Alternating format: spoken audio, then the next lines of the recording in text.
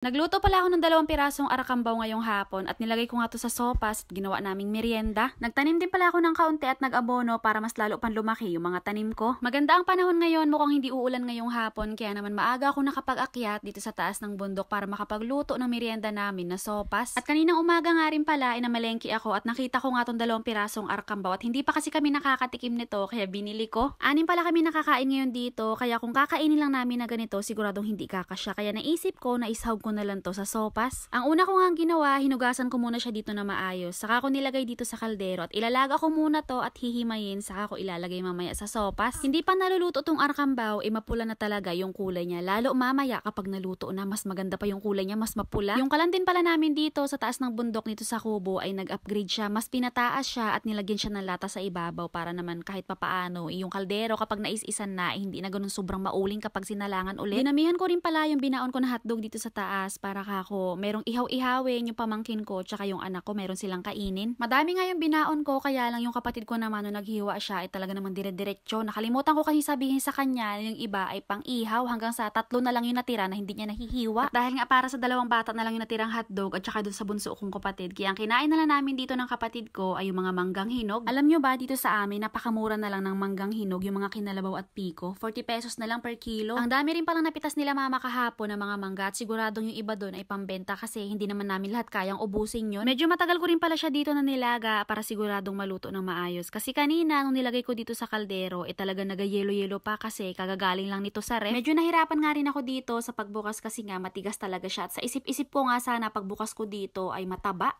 Kaya lang pagbukas ko naman dito ay aroy, wala man lang akong makita kahit nakaunting alige. Sabi ng kapatid ko, mga lalaki daw kasi ito nabili ko ng mga arkambaw kaya daw hindi mataba. Kasi daw ang mataba daw talaga ay yung mga babae. Nagsimula na nga rin ako dyan sa paghimay at mabuti na nga lang, pambawi na lang talaga yung sipit niya kasi doon talaga ako nakakuha ng maraming laman. Pagkatapos maghimay, nagsalang na rin kaagad ako dyan ng kaldero at naglagay na ako dyan ng margarine at nagisa na ako dyan ng sibuyas, corned beef at nilagay ko na nga rin yung hinimay ko na arkambaw. Nung kumukulo na yung tubig, nilagay ko na kaagad dyan yung macaroni at meron din pala nakita dito yung anak ko na 1 pirasong uong o kabute sa may saging. Nung naluluto na nga dito yung macaroni, saka ko na nilagay dito yung hotdog na ginayat ng kapatid ko at hinugasan ko na rin pala yung gulay na ginayat ko kanina, saka ko nilagay dito sa may kaldero. Grabe talaga sa sahog tong niluto ko ngayon na sopas. Kami lang din naman kasi ang kakain kaya sa isip-isip ko isasarapan ko na. Wala pala ako nilagay dyan na paminta dahil nakalimutan ko magdala kanina at ang nilagay ko nga lang dyan ngayon ay talagang asin lang at saka yung kaunting pampalasa. Yung kabuti pala kanina na kinuha ng anak ko ay sinuhog ko na rin dito sa sopas at nagkakahiyaan pa nga kami dyan sa pagkuha kasi nga nag-iisa lang. Pagtapos naming magmerienda dyan, eto naman yung sumunod na ginawa ko. Nagtanim naman ako ng upo. Isang pack lang pala talaga tong itatanim ko kasi pang ulam lang naman namin. At kung magbunga nga siya ng marami, edi pang benta na rin. Dahil nga upo tong itatanim ko, kailangan balagan. Kaya naglagay ako dyan ng straw para naman tuwid yung tanim ko. Kung mga okra, sitaw, kamatis, at saka mga sili, okay lang kahit na nagakinding-kinding yan kasi hindi naman babalagan. Hindi katulad itong upo na kailangan talaga straight kasi nga may balag siya. Pagtapos ko naman dyan magtanim, naabutan ko naman yung anak ko dito sa may gilid ng kubo na naga-spray dito sa mga tanim niya ng mga pakwan kasi nga pinapagong-pagungan na naman, inuubos na naman yung mga dahon. Pina-sprayan ko din pala sa kanya dyan yung mga tanim ko na kalabasa kasi nga iilang pawpaw lang naman yun. Sabi ko sa kanya, iisama niya na. Mag-aabono din daw pala siya ngayon ng mga pakwan niya. Sabi ko nga ulit sa kanya, nag-aabono na rin lang naman siya, edi idamay niya na lang din ulit yung sa akin gaya nung pag-spray niya kanina. Pero sa pagbugsok naman, ako na yung nagbugsok, siya na lang yung nag-aabono. Pag naabonuhan na to, siguradong mga ilang araw lang ay mas gaganda na to mga dahon nito at mas magalaki na siya. At ang susunod ko naman na gagawin ngayon dito ay gagambulan naman. Pagtapos pala niya ay umuwi na rin kami dahil meron pa kaming pupuntahan nung kapatid ko na babae. Hindi ko pala dala yung balanan ko ngayon kasi nga nilaban ko kasi ang dugyot-dugyot na ng itsura. So yun lang for today's video. Thank you for watching!